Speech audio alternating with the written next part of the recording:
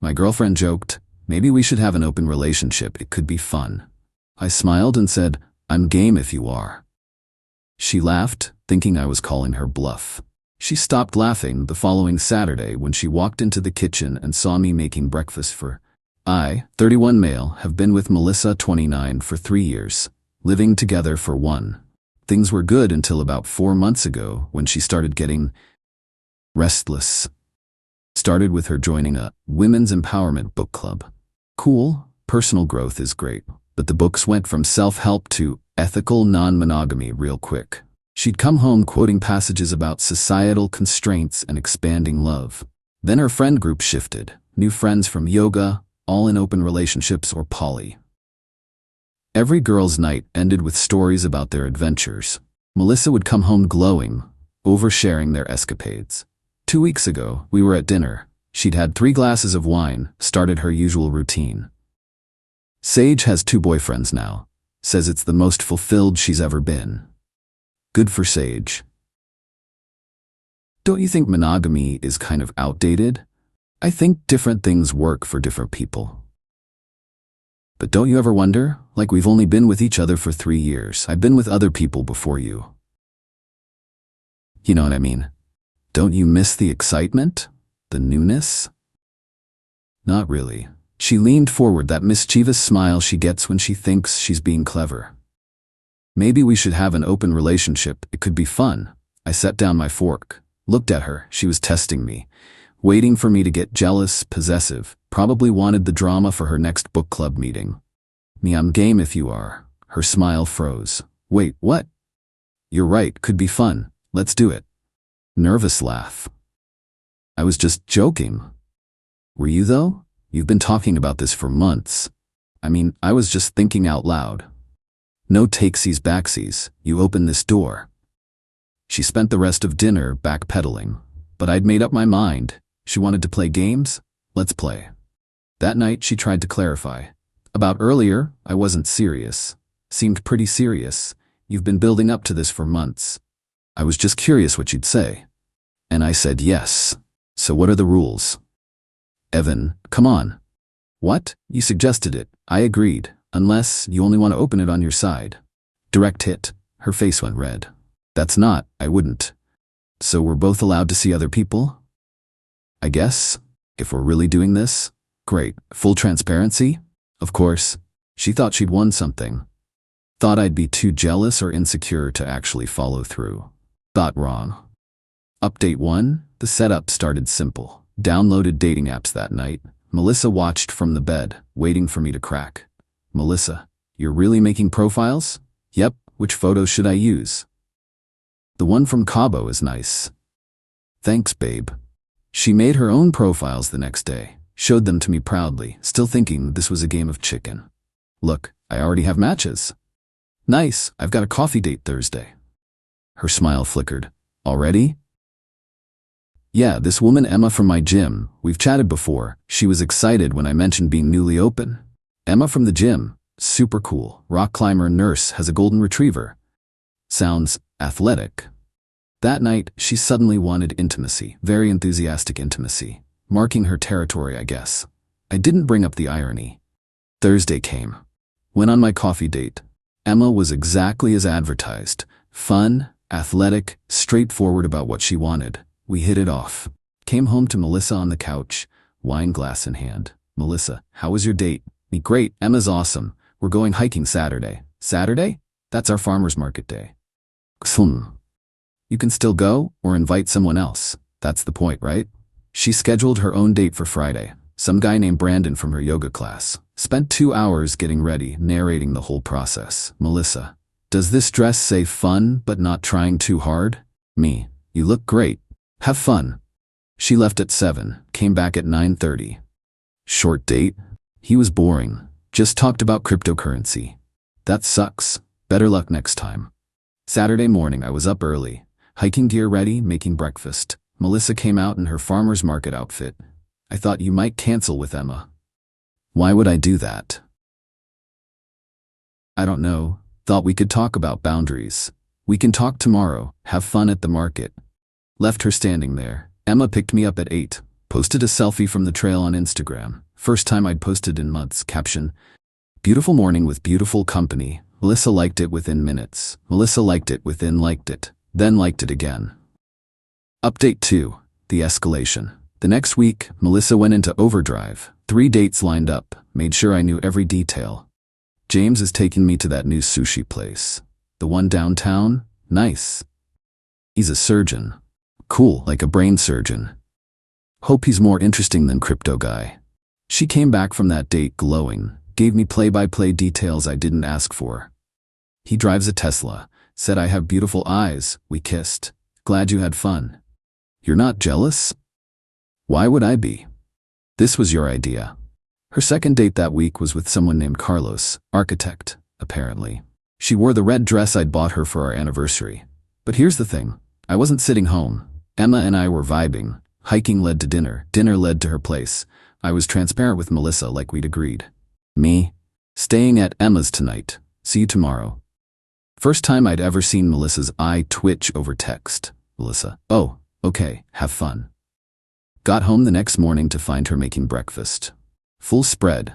Pancakes, eggs, fresh fruit. She never cooked breakfast. Thought we should talk. About? This arrangement. Make sure we're on the same page. I thought we were. Full transparency, both free to explore. Right? It's just, Emma seems to be taking up a lot of your time. 2 dates is a lot. I just want to make sure we're prioritizing our relationship. Didn't you have 3 dates this week? That's different. How? She couldn't answer, just stabbed at her pancakes. The real shift came when I mentioned Emma was having a small get-together Friday. Emma invited us to her place. Game night with friends. Us? Yeah, she wants to meet you. Thought it'd be less weird if we all knew each other. You told her about me? Of course. Transparency, remember? I don't think I'm comfortable with that. Why? Sage brings both her boyfriends to book club. That's different. How? Again, no answer, but she insisted on coming Friday. Wore her tightest dress, highest heels, war paint. Update 3: the implosion. Emma's gathering was chill. Maybe 10 people, board games, good wine. Emma was the perfect host, friendly to Melissa, no weird energy, just treated her like any other guest. But Melissa couldn't handle it, kept trying to mark territory. Sitting on my lap, calling me babe every sentence, telling coupled stories nobody asked for. Emma just smiled, didn't react, which made Melissa crazier. Halfway through the night, Melissa pulled me aside. Melissa, she's pretty. Yeah. Prettier than her gym photos. I guess. Do you like her more than me? Melissa, you literally invented this arrangement. I didn't think you'd actually find someone. There it was, the truth. Me, so you wanted to date other people while I waited at home? No. I thought you'd try once, get jealous, and we'd stop. That's manipulative. It's not. I was testing our bond. By suggesting we sleep with other people, she started crying. At someone else's party. Emma noticed, came over. Everything okay? Fine. Just need some air. Bathrooms down the hall if you need it. Killed her with kindness. Melissa left early. I stayed. Got home at midnight to find her on the couch with wine and her phone. I'm closing my side. What? I'm done with the open relationship. I'm closing my side. That's not how this works. I don't want to see other people anymore. Okay. That's your choice. So you'll stop too? Why would I? You open this relationship, you can't just close it unilaterally. That's not fair. Fair? You wanted this, you pushed for this, you made fun of monogamy for months. I made a mistake. No, you made a manipulation. It just backfired. Update 4. The consequences. Melissa tried everything to force me back to monogamy. First came the love bombing. Lingerie, home-cooked meals, sudden interest in all my hobbies, even pretended to like football. Since when do you watch sports? I want to share your interests. You called football toxic masculinity in action last month.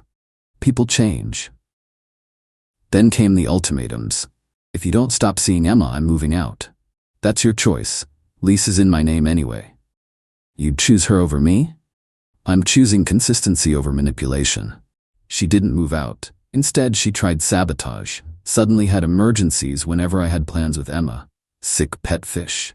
Existential crisis. Locked herself out, twice. But the lowest move? She called Emma. Behind my back. Emma texted me, "Your girlfriend just called, said I'm ruining her life." Me, I'm so sorry. No worries, but maybe we should talk. Met Emma for coffee. She was understanding but firm. I like you, Evan, but I don't do drama. I know. I'm handling it. Are you though? She seems pretty attached for someone in an open relationship. She's the one who wanted this. Yeah, she mentioned that several times. Also mentioned she's been trying to win you back. Me, Emma, look, I'm not asking you to choose, but figure out what you actually want. I won't be anyone's revenge. She was right. This had started as calling Melissa's bluff but had become something messier. Went home to find Melissa had packed her things. I'm done. You win. This wasn't about winning. Wasn't it? You wanted to punish me. You tested me. I just didn't fail the way you expected. I loved you. You loved controlling me. There's a difference. Final update. 3 months later, Melissa moved in with her friend Sage.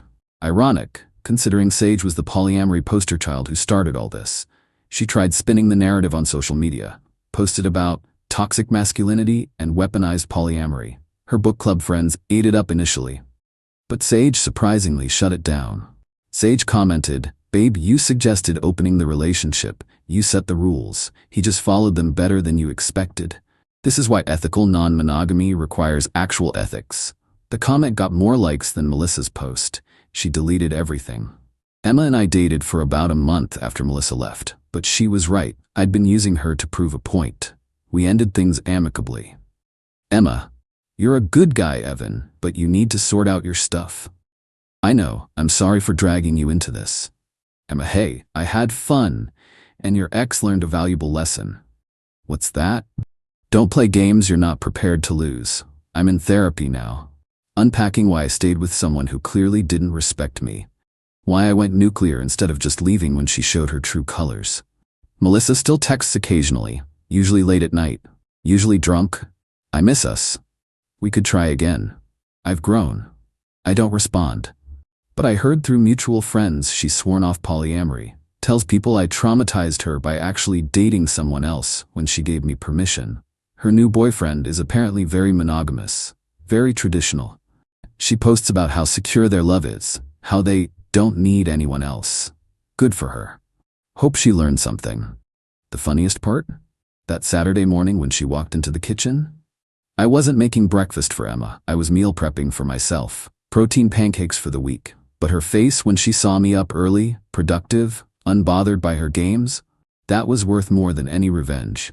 She expected me to be pining. Found me thriving instead. Sometimes the best response to manipulation isn't playing their game better, it's refusing to play at all. But if they insist on starting the game, well, don't be surprised when someone else wins. Thanks for reading.